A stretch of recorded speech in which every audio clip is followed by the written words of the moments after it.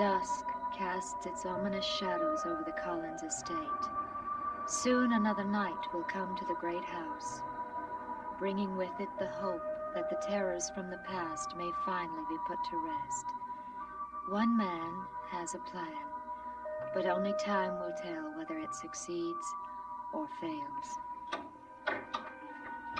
Chris, come into the drawing room with me. I think a drink might help settle your nerves. It's not going to help me stop thinking about Sabrina. But her situation hasn't changed. Her condition is the same in spite of the fact that she collapsed. I examined her thoroughly. You know, Julia, I can't even think about anything else. I just see her sitting there, staring at me. She isn't able to speak, Chris, so she can't identify you. I don't care about that. I just as soon she went ahead and did it. Tell her brother, tell anybody. She was young, she was beautiful, she was alive, now she's a vegetable. But you weren't responsible. What do you mean I wasn't responsible? Of course I was responsible. I'm not going to take that cop out anymore. Now listen, Chris. Barnabas and I have been trying to help you. If we succeed, then perhaps you can help Sabrina. I don't believe it. I don't believe there's any help. There's not a chance in a million of helping, not from you or from anybody else. Where are you going, Chris? Chris! What's Mr. Jennings so upset about? Professor Stokes, where did you come from? I was in the study. I thought I heard your voice. What's wrong with Jennings? Oh, he's having problems. That tells me precisely nothing, which I'm sure is what you intended. I'm glad you're here, Julia. I'm going to be needing you this evening. Oh, for what? I'm going to exorcise the ghosts from this house tonight. And you are going to help me.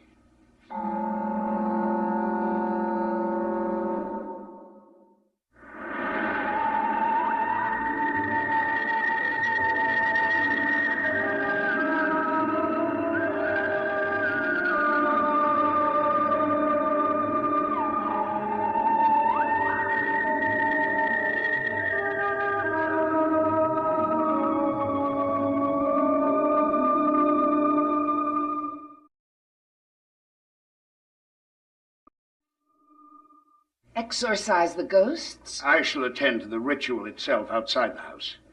I want you inside the house. Shall we go into the drawing room, Julia? There's less chance of our being overheard there. Professor, does Mrs. Stoddard know what you're planning to do? I could hardly proceed in this without her permission. Do you really believe that exorcism will get rid of the ghosts? I don't know, but can you suggest a more scientific method? No, I can't. Neither can I. That's why I'm going to attempt the exorcism. All right, Professor. I don't know what I can do to help, but I'll do whatever you want. Good. I want you and one other person to stay here in the drawing room while I...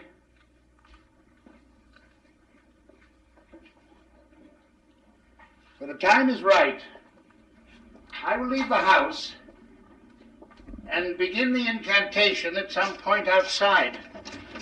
Good evening, David. I've been expecting you.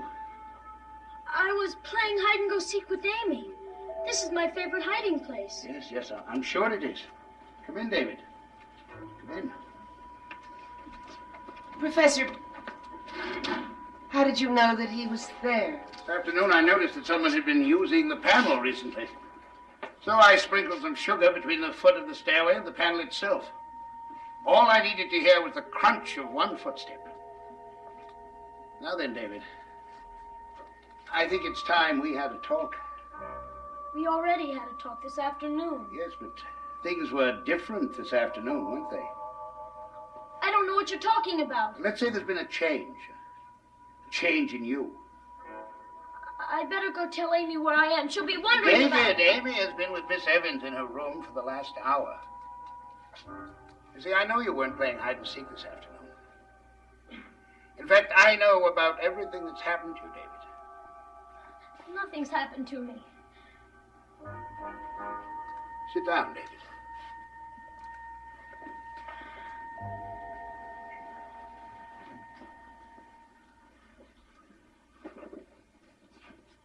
Look at me.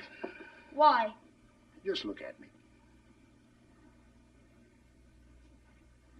David, do you know what possession is? It means to own something. That's right. And when you own something, you can do anything you like with it, can't you? For example, I own this pencil. I can do anything I like with it because I possess it and it does whatever I want it to. Suppose it no longer did what I demanded of it. I could discard it and find a new one. Or I might become angry and decide to snap it in two so that it would never be able to function again. Of course, no one would care very much because a pencil isn't a living thing anyway.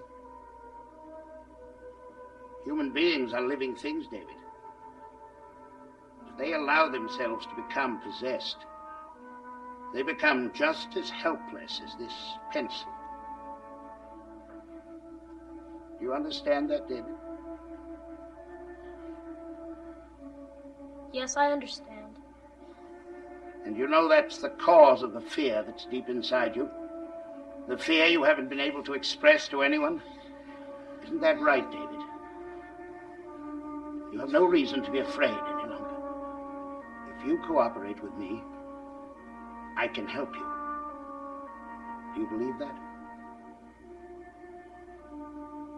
I don't know. Sometimes Sometimes you what, David? You mustn't be afraid to speak.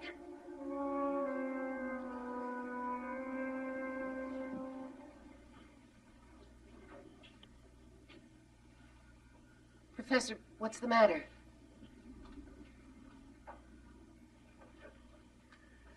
He's here in this room now. Isn't he, David? Oh. I don't know his name. Only you know that. And you know he's here now. I don't know what you're talking about. Yes, you do, David. You know he's here, watching you, listening to you. No! No! Tell me where he is, David. There's no one here. You have no reason to be so afraid of him. You have the will to resist him. He can't possibly hurt you. Leave me alone! Leave me alone! Are you speaking to me or to him? He isn't here! Who isn't? No one! No one's here! Oh, yes, David, someone is. He's standing right over there at the window. No! No! I didn't mean to...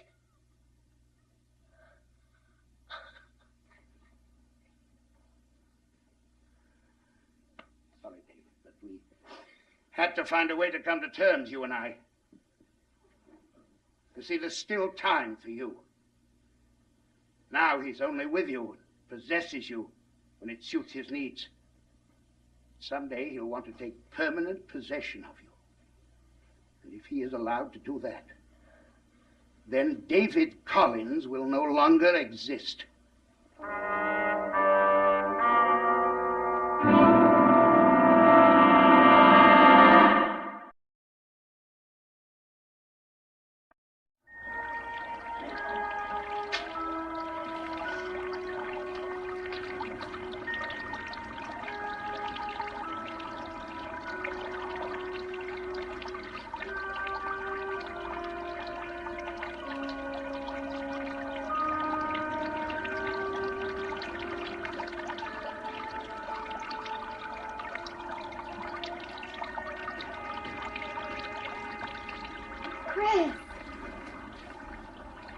What's the matter?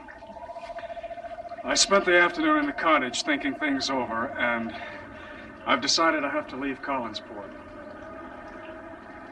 Leave? Yeah, I'm all packed, and I came to say goodbye. Carolyn, I'm sorry it didn't work out. You're sorry what didn't work out? You and me. Chris, I don't know what that means. You've told me so little. I never knew whether you and me meant anything or not. The only thing I have been sure about is the way I felt about you since you came back to Collinsport. I don't think I should have come back. You're still not telling me anything. Can't this be the one time you can explain yourself? I don't know how, Carolyn. I just wouldn't know where to start. See. Well, I guess if you keep going through life, never committing yourself, you'll just never lose, will you, Chris? Carolyn, believe me. I have to go, and you are part of the reason. Stop it, Chris. And don't tell me you're leaving because you love me. I do love you. And I love you.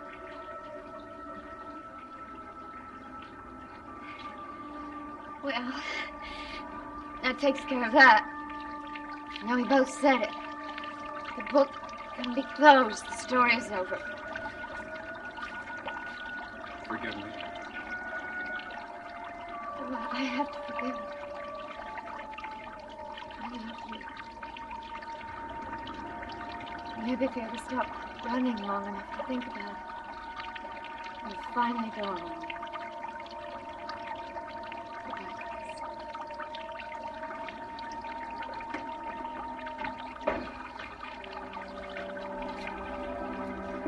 Chris, I hear you leaving.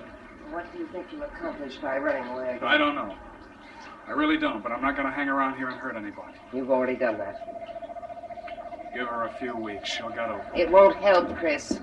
No matter where you go, there'll always be another Sabrina or another Carolyn. Chris, the only answer is to stay here and let us help you. Barnabas? And you? Don't push me, Julia. I've made up my mind. All right. If you won't stay for Carolyn's sake, then you must stay for Amy's sake. What are you talking about? Barnabas and I believe that there's a definite connection between your problem and the supernatural events that have been affecting the children. What does it have to do with Amy?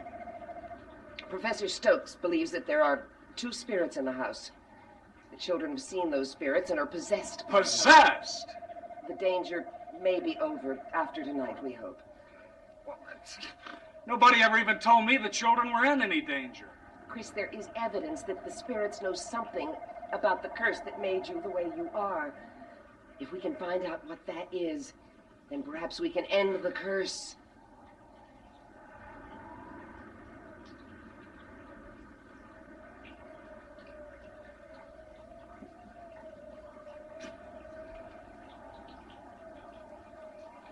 All right. I'll stay.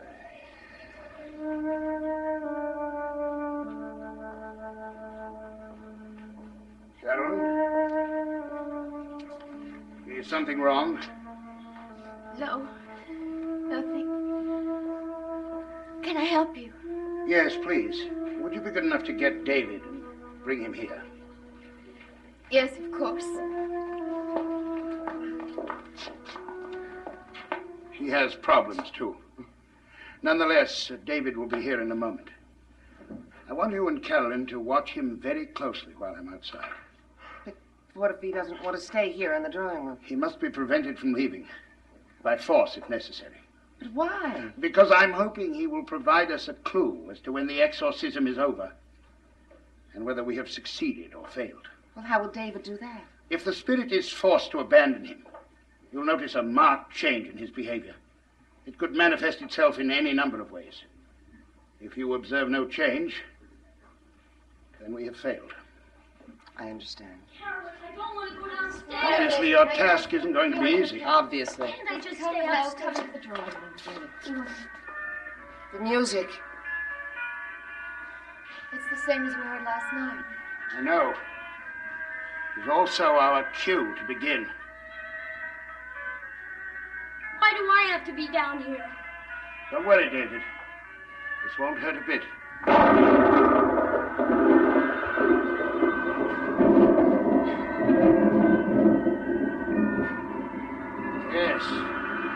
Yes, it's definitely time. Julia, you will tell Carolyn. David, you sit here. Carolyn, you sit on the couch next to him. I'll stand over here. Where did Professor Stokes go? What's going on here? Now, you'll know soon enough, David. Now, try to be patient.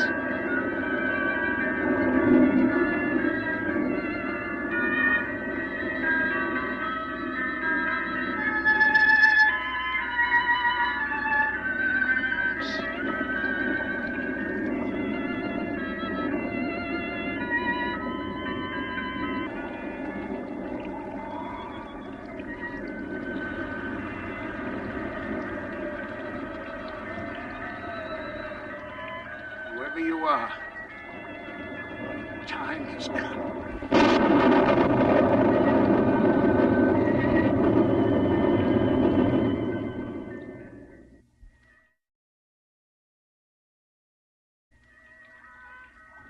adjure thee, contemptuous and evil spirits, by the judge of the quick and the dead, by thy maker and the maker of all things, by him who has the power to cast thee into hell, depart in haste the confines of this house. Thou restless and unquiet shades, malignant creatures of that nethermost pit where the fire is not quenched. I gotta get out of here! No, David! Right back He's here. crazy! Stokes is crazy! He'll kill us! He'll kill us all! I'm crazy!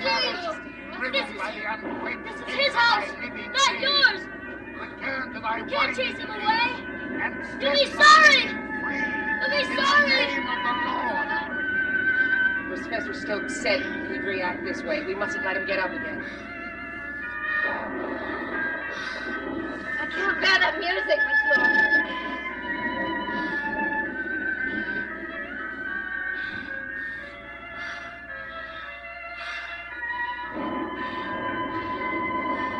Alien spirits, defilers of innocence, persecutors of virtue, in the name of the Lord, cast thyself back into that outer darkness from whence thou came, and where thy everlasting punishment awaits thee.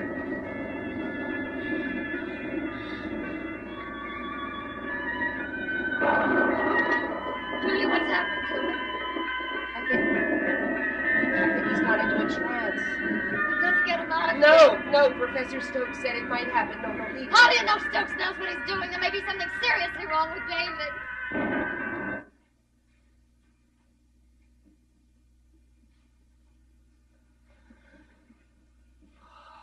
It stopped.